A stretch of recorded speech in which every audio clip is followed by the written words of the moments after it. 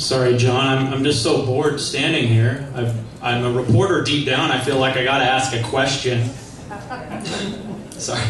So let me just ask a question and just run through the all 7 of you here, and I appreciate it. What do you believe? And we'll start with Mr. West since we're right there. What do you believe is the vision for the city of Mesquite? I alluded to this a little bit earlier, that Mesquite was one of the most prosperous cities in our state, and something disappeared, and it was the opportunities for our working class. Our working class, when they're successful, we have the restaurants, we have the retail shops, we have all those amenities that every one of our citizens enjoy. When that working class isn't strong, we lost our construction industry, we lost an entire hotel casino. Until those opportunities exist. We have some great things on the horizon. We have the REV project. We have the Exit 118 coming in, and the group there, the Eagles Landing Group, that's building a truck stop there that's going to employ a lot of people. They're going to build a hotel there. We have a lot of opportunities. Right now, we're missing one element. Where are those people going to live? So we're going to have to find housing and encourage developers to come in here and build housing that is suitable for those working class families.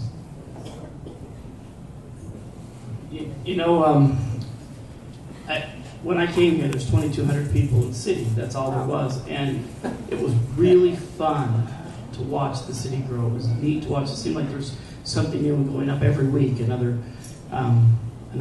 business, another service, it just was constantly growing.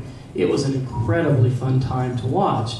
I think the vision for the city needs to be to spur and work towards that growth again, because it was amazing. I mean, I think in a lot of ways, everybody wants to be the last person to move to Mesquite, and I don't necessarily sign up to that way of thinking. I would like to see it grow again, because it was an absolutely wonderful time. We were growing at such a fun rate, and it was going really, really well. I know people say that it wasn't managed growth, but that didn't start until the bubble hit. I mean, where things really started to struggle. I would like to see growth both residential and in businesses, and I think if you're talking just straight a vision, I think the vision needs to be growth all the way around.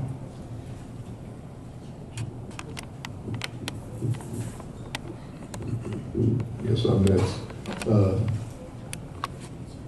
Mesquite, according to the information I understand, is still growing at the fastest rate in Nevada, fastest percentage in Nevada. So we still have something that's very attractive to people moving in. And I think it's very important that the next city council understands that and maintains the same character that draws people in. And so the city council needs to make sure that they makes good decisions to help businesses thrive. Don't put too much regulation on it. We've got some different proposals in front of the city council now on this new gross receipts tax for alcohol. We need to look at that very carefully. There was an item that was pulled from the agenda last week, or the last meeting, on sales tax for internet sales, which was not very clearly presented, because there are some complications for any type of out-of-state sales from any company, even one like mine. So all those issues have to be resolved, and the city has to look at what regulations. One of the things we did a few years ago is not accept the new energy standards for buildings because they were odorous, and I got caught up in that when I built my building. It cost me an additional $500,000, and the city was very paid attention to that and didn't pass it, which could again raise the cost of building construction enormously. Thank you.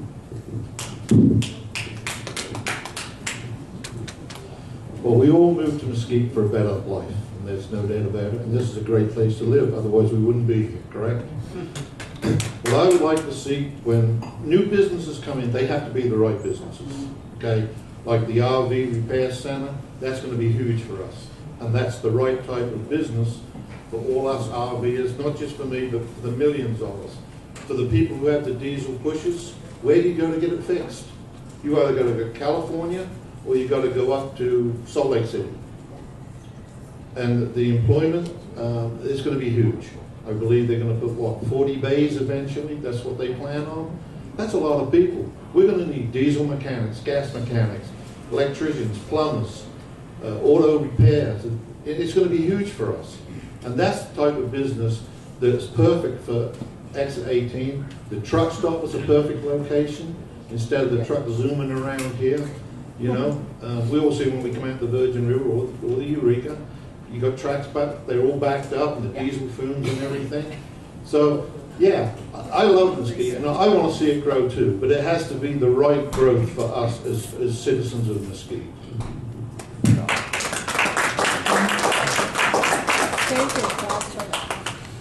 Steve, first I'd like to quickly say you've obviously missed all of the city council meetings where George and I were on opposite ends of the dais up there and also on opposite ends of the issue. And that happens frequently, but I think that Mesquite is a stronger city council because of the fact that we can all come together on a final decision. Now, what is the vision of Mesquite? I think that depends on who you ask. For the young families, it's a place to settle down and grow your kids because it is a safe and wonderful place to live, and we're going to have great jobs. For retirees, it's a place to come because it's warm, and we like it here. We have great golf and gaming and all those things. So I think it depends what your vision is, depends on who you are and why you moved to Mesquite. And, you know, I think that it can be all of those things. We have growth on the way. It's going to bring in great paying jobs. And we have, you know, places for the retirees. We have so much to offer that I think that the vision of Mesquite in the future is whatever you want Mesquite to be. Because when you move here, you choose to move here for a reason. And I think that that's what the vision of the future of Mesquite is. I agree with everybody, but when I came here in 1995, there was 4,300 people here. I came and I was a single person, and after that I got married and I had children. Now, in 1995, I was told the vision of Mesquite was going to be 20,000 people on one side of the freeway and 20,000 people on the other side of the freeway. Now, I'm not quite sure about the south side of the freeway because I'm not sure where we're going to put them all. But it would be awesome for us to have that kind of growth. But with that kind of growth, we also have to have the businesses. And the businesses for the golf industry, the gaming industry, but we also need to think about the younger people. You know, we need to have something for these younger people to do and to be able to go to. Because currently, you know, there is not a lot. And when they turn 16, they can start working. And that's awesome because I got a teenager coming up. And so I want to put him to work. But there's not a lot of choices. And so we need to always think about the younger generation and what we need to bring in to help them to keep this growth coming. Because if our younger generation, the 18, 19-year-olds are leaving, you know, we want them to come back. So they've got to have something to come back to or be able to stay to.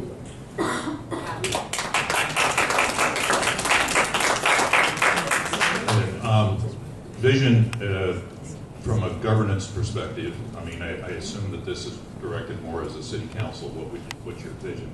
Vision is a pretty evolving thing, and I think the city has done some very good things. In the infrastructure here is tremendous. I mean, they've got wide roads, they've got well-maintained center median dividers, they've got the cable, the infrastructure is in for future growth. They've done a great job. They've planned well.